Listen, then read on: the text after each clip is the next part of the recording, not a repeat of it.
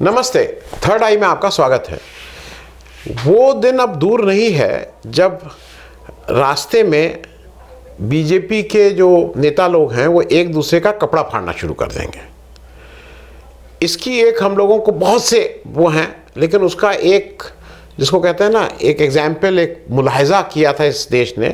अगर आप लोगों को याद हो, 4-5 साल पहले शरद त्रिपाठी जी थे खलीलाबाद सिद्धार्थनगर से एमपी साहब, और वहीं से थे एक एमएलए साहब राकेश सिंह बघेल।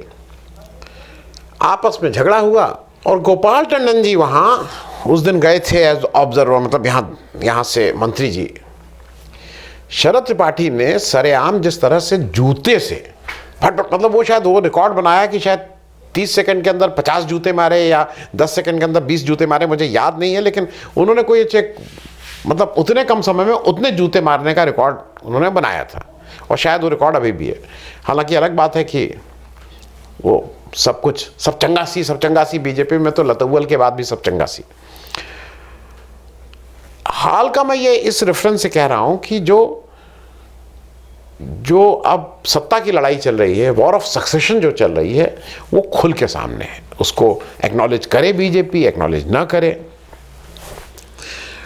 कॉन्स्टिट्यूशन क्लब का एक इलेक्शन होता है हर साल। उसमें राजीव प्रताप रूड़ी जी का जो पैनल है वो इस बार फिर विजयी हुआ। वो करीब 20-25 साल से, रूड़ी अगर मैं गलत नहीं हूँ तो 96 में पहली बार बने थे एमपी। उसके बाद उन्होंने वहाँ इंटरेस्ट लेना शुरू किया कॉन्स्टिट्यूशन क्लब में, और उसका काफ़ी कायाकल्प कर दिया है। वो मतलब ठीक है, वो एक अच्छी जगह है बैठने की, खाने की, बहुत महंगी नहीं है दिल्ली के हिसाब से, और सांसदों के लिए एक जिम है, स्विमिंग पूल है, एक ठीक है, मतलब उसमें मेरे हिसाब से कोई ऐसी चीज़ नहीं है। वहाँ का मतलब 2 दशक से ज़्यादा से रूड़ी ने ही उसको शुरू किया था, और रूड़ी लगातार उसके सेक्रेटरी होते हुए आ रहे हैं। इस बार वहाँ एक इलेक्शन हो गया। वो इलेक्शन थोड़ा इंटरेस्टिंग था। इलेक्शन इंटरेस्टिंग ये था कि बीजेपी वर्सेस बीजेपी था। तो राजीव प्रताप रूड़ी वर्सेस संजीव बालियान, यूपी वाले, और ये प्रेजेंट किया जा रहा था कि संजीव बालियान ग्रामीण क्षेत्र के और ग्रामीण लोगों को रिप्रेजेंट करते हैं, और इसलिए चूंकि ग्रामीण क्षेत्र से ज़्यादा एमपी आते हैं तो वो उनको। इस कॉन्स्टिट्यूशन क्लब का जब इलेक्शन होता है तो वर्तमान सांसद और पूर्व सांसद, यही उसका इलेक्टोरल कॉलेज होता है, यही लोग उसको में वोट देते हैं। तो संजीव बालियान साहब राजीव प्रताप रूड़ी को उन्होंने ताल ठोक के उनके सामने आ गए कि इस बार तो इनको हराना ही हराना है। और ये बिल्कुल साफ था कि जो बालियान हैं वो अमित शाह के आदमी हैं, और अमित शाह जी ने अपने जो उनके सिपह सालार commander in chief Nishikant Dubey को इस काम को सौंपा। अब निशिकांत दुबे जी का लगातार मैं कोशिश करूंगा कि अगर मिल जाए तो लगा दूं। उन्होंने उसमें जम के रूड़ी और उनके ऊपर हल्ला बोला, और फिर उन्होंने यहाँ तक कह डाला कि अब हम लोग देखिए पहली बार ये है और अब वोट हो रहा है, अभी तक तो वोट होता नहीं था। मतलब वो सब कुछ, भाई रूड़ी ही वहाँ के वो थे तो होता नहीं था, और यहाँ पे तो नेता, पत्रकार, बिजनेसमैन, दलाल, वो दलाल भी उनको लगा। तो अब अपने बारे में कह रहे थे कि किसके बारे में कह रहे थे मुझे नहीं मालूम, क्योंकि निशिकांत दुबे जी को जो लोग जानते हैं उनका बैकग्राउंड, तो वो दलाल किसको कर रहे थे मुझे नहीं मालूम, लेकिन वो खुल के बैटिंग कर रहे थे अमित शाह की तरफ से। अब सूत्रों के हवाले से मैं भी बोल दूं, खबर यह है कि जब वो ये बैटिंग करना शुरू किए तो एक बीजेपी का एक तबका ये, अच्छा मैं रूड़ी पे भी आऊँगा, लेकिन उससे पहले ये भी है कि योगी जी ने अपना वेट रूड़ी के पीछे किया। मतलब उन्होंने कहा कि नहीं, रूड़ी को जीतना चाहिए। अब विद इन द बीजेपी का ये तो झगड़ा था, तो इसलिए कोई पार्टी विरोधी का कार्रवाई तो नहीं कर रहे थे। उसका कारण ये है कि जब 2022 का इलेक्शन था, तो अगर आपको याद हो कि जो हमारे योगी जी के कैंडिडेट थे संगीत सोम, जो राजपूत हैं, उनको ये बालियान जो जाट उसको प्रतिनिधित्व करते हैं, उन्होंने हरवा दिया था। ऐसा कहा जाता है कि मतलब उन्होंने अपने लोगों को वोट करके उनको हरवा दिया था। ऐसा कहा जाता है कि फिर उसका बदला योगी जी ने या संगीत सोम जिसने भी लिया, उनको एमपी हरवा दिया संजीव बालियान को, तो वो अब पैदल हो गए। लेकिन वो अमित शाह के खास हैं। तो अगर अमित शाह वहाँ पे ये कर रहे हैं, तो कहीं ना कहीं अपनी ताकत योगी आदित्यनाथ जी को भी दिखानी ही थी। वहाँ जो वोट पड़ा, उस वोट को देने के लिए वो इतना हाई पावर्ड हो गया था। उसमें सोनिया गांधी जी आए, राहुल गांधी जी आए, मल्लिकार्जुन खड़गे आए, अमित शाह आए, नड्डा जी आए, ये सब लोग वोट देने आए भाई, क्योंकि उनका, अमित शाह का तो प्रेस्टीज इशू था। इस बीच आप लोगों ने देखा होगा, बहुत ज़्यादा सोशल मीडिया पे चल रहा था कि राहुल गांधी एक दिन पार्लियामेंट में जा रहे हैं, रूढ़ी उनको मिल जाते हैं, हाथ में लाया जाता है, और उन्होंने कहा कि भाई कैसा इलेक्शन लड़ रहे हैं ना, हाँ बिल्कुल लड़ रहा हूँ, बिल्कुल लड़ रहा हूँ। फिर एक उससे पहले वो मिले थे रूढ़ी से, तो रूढ़ी से उन्होंने कहा था कि यार यू स्टिल फ्लाइंग, उन्होंने कहा हाँ मैं अभी। रूढ़ी जो हैं, मैं रूढ़ी के बारे में इसलिए कर रहा हूँ, एक डिस्क्लेमर कर दूँ। मैं जब एक विशेष पार्टी थी उसमें का मैं ऑल इंडिया पदाधिकारी था, रूढ़ी उस समय समता पार्टी को ज्वाइन किए थे, और ये बात मैं 94-95 की कर रहा हूँ। वो थोड़ा मैं रूढ़ी के बारे में भी बता दूँ।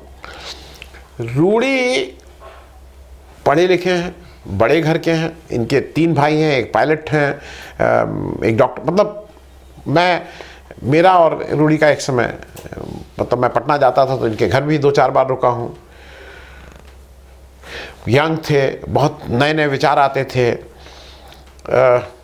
ये जनता दल से विधायक हुए थे रूढ़ी, और ये बात मैं सिर्फ इसलिए बता रहा हूँ कि इनका जो बैकग्राउंड है उसमें ये किसके साथ कैसे थे। 1990 में ये विधायक बने तरैया से। अब तरैया सारण जो है वो सारण का है, अब वो लोकसभा सारण बोलते हैं, पुराने में छपरा बोलते थे। और उसी समय इन्हीं की एक बगल की कंस्टिट्यूंसी थी मसरख से प्रभुनाथ सिंह जी विधायक बने। ये सब राजपूत वाली वो है। तो सारण से अब सारण कंस्टिट्यूंसी नहीं रह गई एमएलए की, तो प्रभुनाथ जी भी बने, राजीव प्रताप रूढ़ी बने। और उस समय एक व्यक्ति और बना राजपूत, आनंद मोहन सिंह साहब। आनंद मोहन सिंह साहब महिषी से विधायक बने, जो मधेपुरा के लोकसभा में आती है। फिर आपको याद होगा, आनंद मोहन सिंह साहब ने बिहार पीपुल्स पार्टी बनाई थी, बीपीपी। और ये तीनों लोग जब विधायक बने थे तो तीनों जनता दल के टिकट पे 1990 में बने थे। तो जनता दल का मतलब उस समय लालू यादव था। फिर बिहार पीपुल्स पार्टी बनाई गई आनंद मोहन जी ने, उसमें काफ़ी राजपूतों को उन्होंने अपने साथ रखा।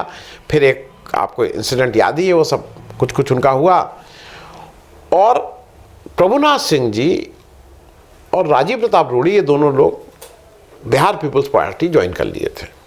94 में समता पार्टी बनी, और उसके बाद रूढ़ी समता पार्टी में आ गए थे। तो समता पार्टी में उस समय सिटिंग 3 विधायक थे, जितना मुझे याद है। सुधा श्रीवास्तव जी थी, वशिष्ठ नारायण सिंह जी थे, और रूढ़ी थे। ये 3 ही विधायक आपके समता पार्टी ज्वाइन किए थे।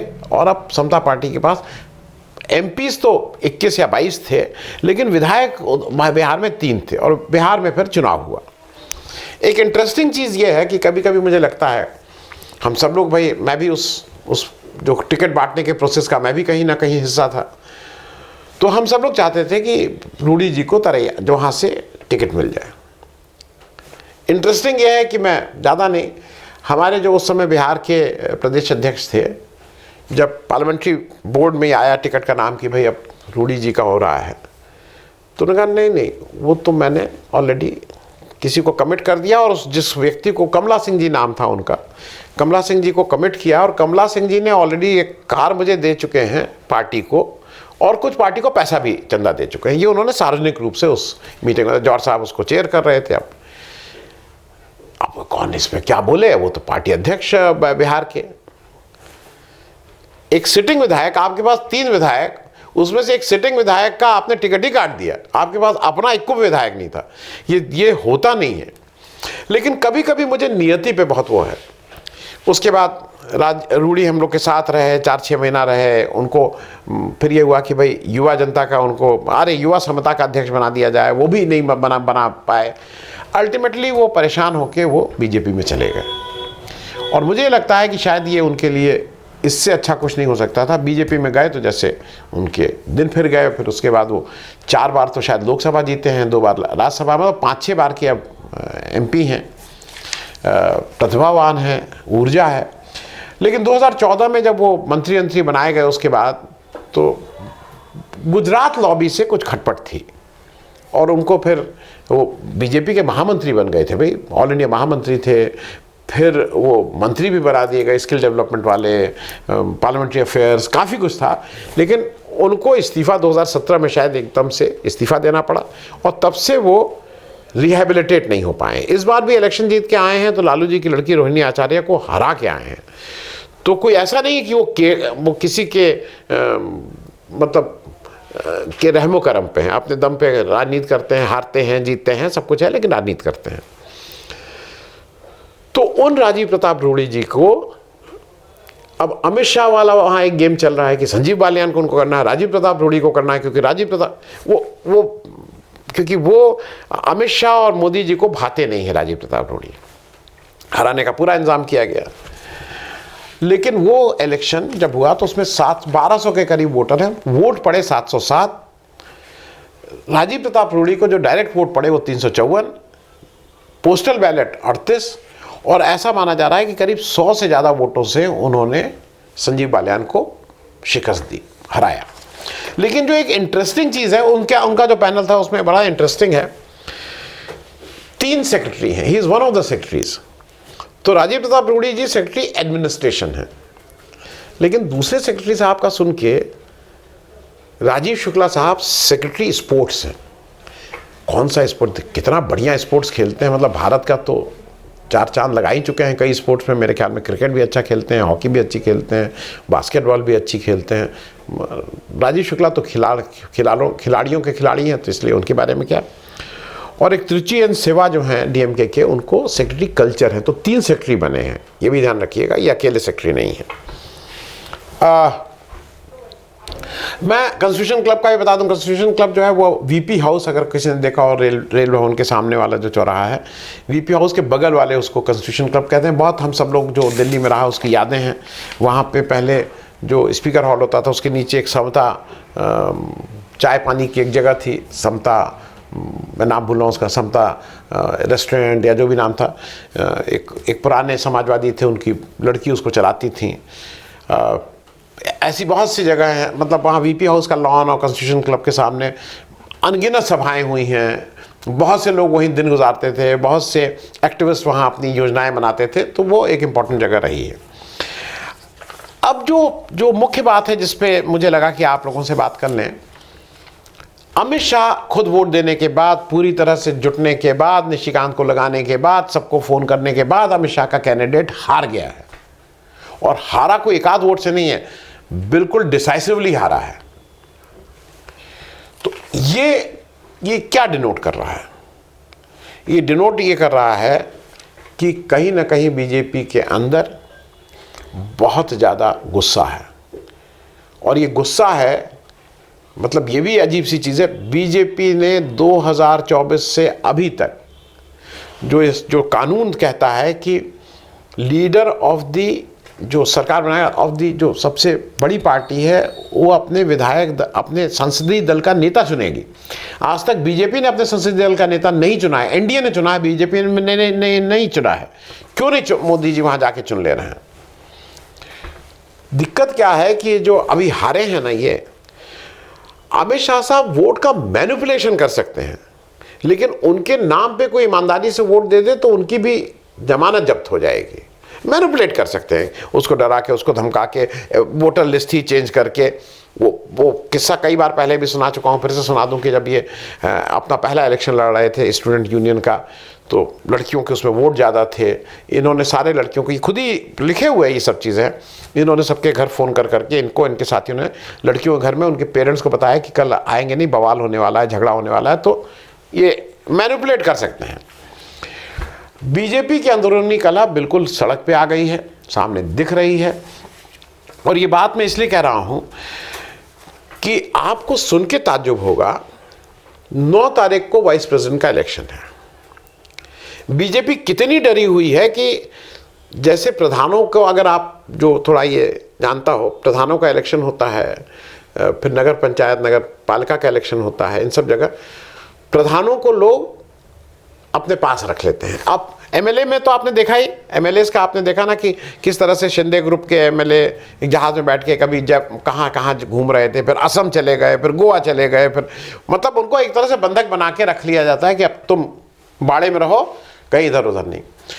मोदी जी इस बार बीजेपी के एमपीज को बाड़े में बुला रहे हैं, इस बहाने से 6-7 को बुला रहे हैं कि एक ट्रेनिंग देनी है आपको दिल्ली में, वहीं रहना है, वहीं खाना पीना है, वहीं सब कुछ है, आपकी ट्रेनिंग होगी। इतना डर है। डर यह है कि कहीं कहीं कॉन्स्टिट्यूशन क्लब रिपीट ना हो जाए वाइस प्रेसिडेंट के इलेक्शन में। एक तो ये बिल्कुल सामने दिख रहा है कि डर किस हद तक है। डर इस हद तक भी है कि बीजेपी की अंदरूनी खींचतान, वो चाहे आरएसएस बोलिए या आपस में बोलिए, अध्यक्ष 2023 से आज 2 साल हो रहा है, 2 साल से ज़्यादा हो गया है, अध्यक्ष अभी तक फाइनल नहीं कर पाए हैं। अब तो आपके 26 जो अध्यक्ष बने, आपके सारे बहाने अब खत्म हो चुके हैं, लेकिन अध्यक्ष आप नहीं कर पाए क्योंकि आपको फिर डर है कि आप इस तरह का कुछ करेंगे तो उसका क्या होगा।